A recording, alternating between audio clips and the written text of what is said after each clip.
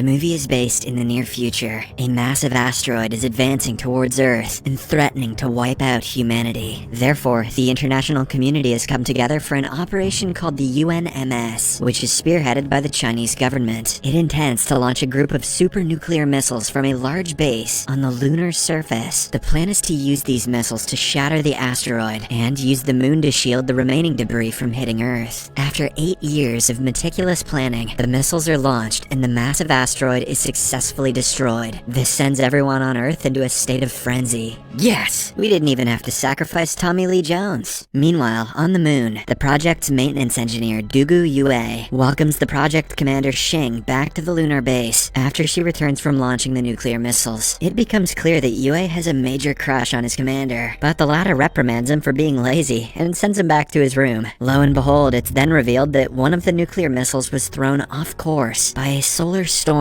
leaving some of the asteroid fragments heading towards the UNMS moon station. Commander Xing immediately alerts everyone at the base and orders them to rush to the evacuation rockets. However, Yue is lost in his thoughts, oblivious to the threat looming outside, and people say simping isn't dangerous. By the time he notices the warnings and comes to his senses, he learns that all rockets but one have already left the lunar surface. The last rocket is piloted by Xing, and Yue rushes towards her in his space rover. But unfortunately, along the way, he crashes into a gigantic hole, and Xing is forced to take off, leaving him behind. After a while, Yue climbs back to the surface and watches the rocket leaving. At the same time, the asteroids rain down on the lunar surface, destroying everything in their way. Fearing for his life, Yue rushes towards a nearby crater for shelter. However, the impact from an asteroid throws him like a ragdoll, knocking him unconscious. Unbeknownst to him, another massive asteroid flies over the moon on its way to the Earth. Yue eventually gains consciousness, and as he begins to cuss out his teammates for leaving him behind, he finally notices the large asteroid on a collision course with Earth. Soon, a gigantic explosion occurs, annihilating a large portion of the Earth's surface. Distraught, Yue immediately rushes back to the lunar base and tries to call for help. However, all his attempts to contact humans are met with silence. Several days pass by, and it soon dawns on Yue that there's a possibility of him being the only human alive in this universe. He goes into despair and starts honoring his fallen friends. The only good thing is that he has enough food to last at least 80 years. One day, he decides to go to his crush/commander Xing's room. The loneliness drives him mad, and he sets up a date with a DIY figure of Xing. After the meal, he makes out with the figure. Something tells me he's done this before. Meanwhile, it's revealed that some humans have managed to survive the asteroid, and Yue's teammates, including Commander Xing, have safely made it back to Earth. Somewhere in an underground base, Commander Xing and the others awkwardly watch Yue go mad and make out with her picture. They feel embarrassed by his actions, but the project's chairman feels that they should establish contact with Yue. He wants to broadcast the story of Yue's survival to everyone alive on Earth, because the ratings on this reality TV show will break all kinds of records.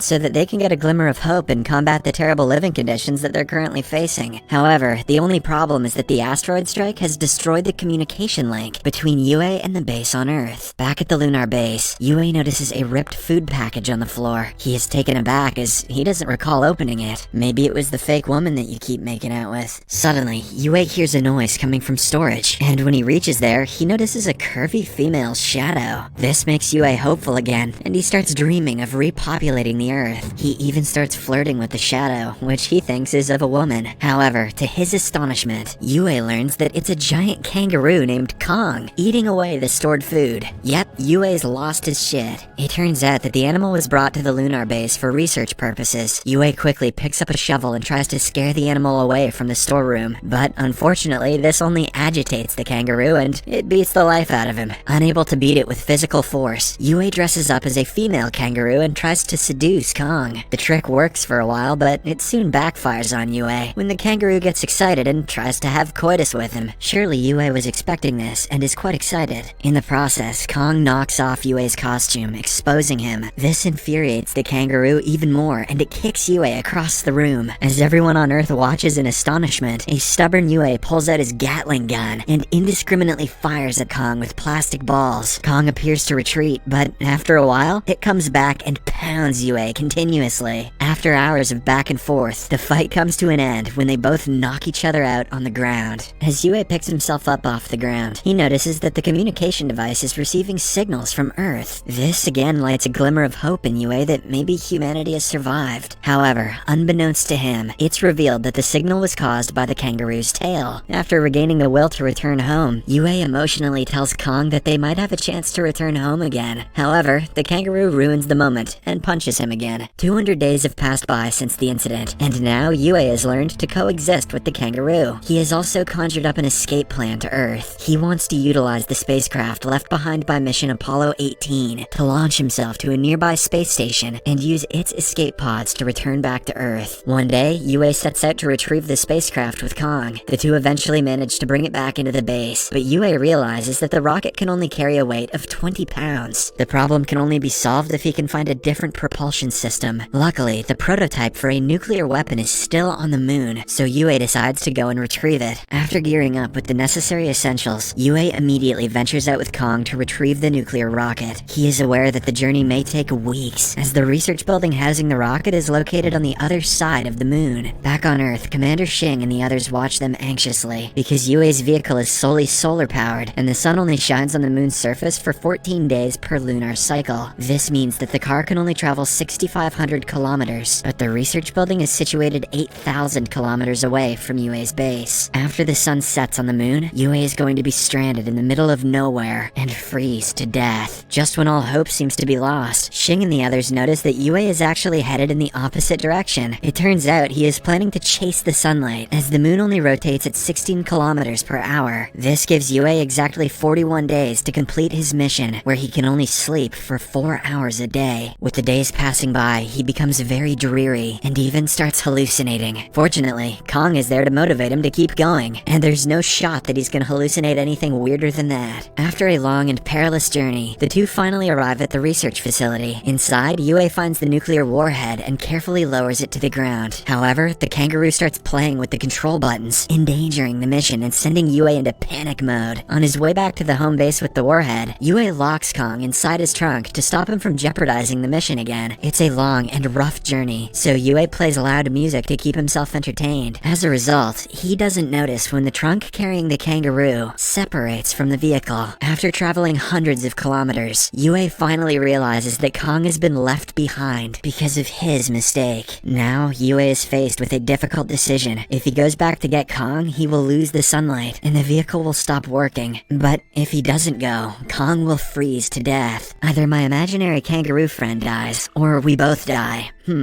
It's a no-brainer. Yue contemplates for a bit and eventually decides to go head back and retrieve the kangaroo, putting his own life in danger. After hours of traveling in the opposite direction, he makes it to the truck and reunites with his friend. The two share an emotional moment, and just like a puppy, Kong licks him out of excitement. The two then set out on their journey towards the base, while trying not to fall asleep as the sun continues to move farther away from their vehicle. Unfortunately, even after their best efforts, the sun eludes the two, making it impossible for them to survive.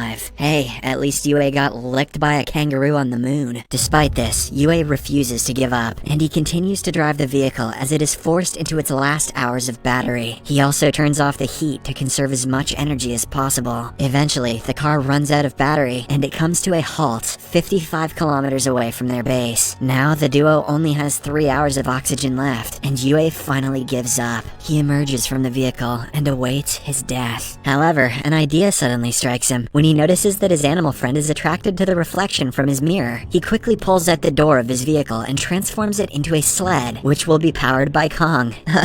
Oh sweet, I thought he was gonna murder Kong and live inside of his skin. Yue then flashes light beams in front of the kangaroo to make him chase them. The trick works, and he starts sliding across the moon's surface like Santa Claus. After a while, the two come across a giant pit, but Yue again refuses to give up and instructs Kong to jump over it. As they fly over the giant hole, he unleashes the gas tank on his back, which gives them enough thrust required to make it to the other side, and eventually to the base. Checkmate, Vin Diesel. Back on Earth, the project's chairman broadcasts Yue's journey to the remaining humans, and it gives them courage and hope for humanity's survival. It also earns him a crap ton of ad revenue on Twitch. On the moon, Yue eventually brings back the giant warhead and prepares for his return to Earth. Unbeknownst to him, it's revealed that a second asteroid is headed towards Earth. Later, Yue receives another signal and becomes hopeful that the surviving humans on Earth are trying to contact him. Unfortunately, his happiness soon turns into disappointment when he sees that it is actually coming because the kangaroo is messing with the wires. Hence, Yue again loses hope and decides to abort his mission. However, the people back on Earth refuse to let him give up and think of an idea to contact him. All of them gather at one particular place and collectively shine their flashlights towards the moon. Yue eventually notices the signal and is moved to tears, realizing that he is not the only human alive. Later, with reinvigorated motivation, he realigns the receivers and is finally able to contact the humans on Earth, including his crush, Commander Xing. In a private moment, Yue confesses to Xing that she was the sole reason for him to come on the UNMS mission. Xing is moved by his confession, and she apologizes for leaving him behind. In the next scene, Yue, with the help of his teammates back on Earth, starts modifying the propulsion system of the rocket using the atomic weapon so it can take him back home. After completing the setup, Yue and Kong embark on their journey and safely enter the orbit, unaware that a second asteroid is heading directly for Earth. While the humans back home celebrate, Yue reaches the Lunar Space Station. As he prepares to enter the escape pods, Commander Xing finally learns about the asteroid that is threatening to annihilate the planet Earth. The UNMS HQ then realizes that only Yue can save humanity, as he is in possession of the nuclear weapon on board the Lunar Space Station. Left with no choice, Xing breaks the news to Yue, and surprisingly, he agrees to sacrifice himself to save humanity. Finally, there is a point to simping after all. Following this, UNMS orders everyone back on Earth to return to their shelters and prepare for the worst. Meanwhile, in space, Yue tearfully bids goodbye to Kong and sends him back to Earth in an escape pod. Why didn't he take the escape pod and shoot the goddamn kangaroo at the thing? Yue is an emotional wreck, but he collects himself as he has been tasked to save humanity. After a while, Yue heads towards the asteroid and enters a cluster of giant rocks. He tries his best to avoid them, but his surroundings become more crowded and chaotic. A rock eventually collides with his ship, causing the vessel to spin violently in space. Yue scrambles to stabilize the ship that's completely out of control. Eventually, he comes up with a solution. He breaks open the door of the ship and uses it to equalize the pressure, finally bringing the rotation to a halt. Yue then checks on the ship's engine, only to learn that it has been completely destroyed and can no longer lead him to the asteroid. Left with no other choice, he decides to manually take the nuclear bomb to the giant asteroid. This means that Yue dies an extremely painful death. However, without a second thought, he ventures out and unlocks the warhead. Then he uses his jetpack to head straight towards the massive asteroid, while dragging the nuclear warhead with him. Yue's spacesuit is slowly destroyed by the countless rocks, but he finally reaches the asteroid. In his last moment, he remembers his crush, Commander Xing, before a huge explosion takes place, and the asteroid is blown into smithereens. Back on Earth, people finally emerge from their shelters and notice the giant explosion in the sky. They are elated to have survived the apocalypse, but are also sad that Yue has sacrificed himself. Several years pass by, and the humans have restored Earth to its former glory. The kangaroo Kong is returned back to its natural habitat, while Commander Xing and her team are again sent back to the moon, so they can continue their work of protecting the Earth from extraterrestrial threats. I was kinda hoping Kong would end up with Xing.